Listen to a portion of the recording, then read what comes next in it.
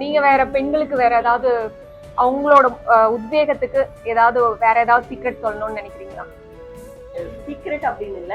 So நமக்கு மட்டும் நம்ம வாழ்க்கையில மட்டும்தான் பிரச்சனை அப்படின்னு யோசிக்காதீங்க. எல்லாருக்குமே, பெண்களா பிறந்த எல்லாருக்குமே நிறைய சிக்கல்களும் சவால்களும் எப்பவுமே இருக்கும். அது எல்லாத்தையும் கடந்து நம்ம வந்துதான் ஆகணும். அது கடந்து வந்தா மட்டும்தான் நம்ம வாழ்க்கையில இந்த உலகத்துல ஒரு அங்கீகாரத்தை அடைய முடியும்.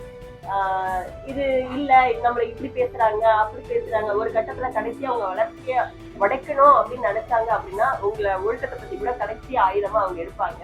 சோ அதுக்கும் மனம் தளராம, உங்களுக்கு உங்களை பத்தி தெரியலன்னா வேற யாருக்கு தெரிய போகுது? உங்களுக்கு உங்களை பத்தி தெரிஞ்சு உங்க மேல கான்பிடன்ஸ் இருந்ததுன்னா நீங்க யார் சொல்றதை பத்தி நீங்க கவலைப்பட வேண்டிய அவசியமே கிடையாது. சோ அதையும் ஓவர் கம் பண்ணி உங்களுக்கு என்ன பிடிக்குதோ அந்த செயலை தொடர்ந்து செய்யுங்க. உங்களுக்கு பிடிச்ச செயலை தொடர்ந்து செஞ்சீங்கன்னா நிச்சயமா நீங்க அந்த துறையில மிகப்பெரிய ஒரு வெற்றி அடைவீங்க. அவ்வளவுதான். நன்றி நன்றி நன்றி.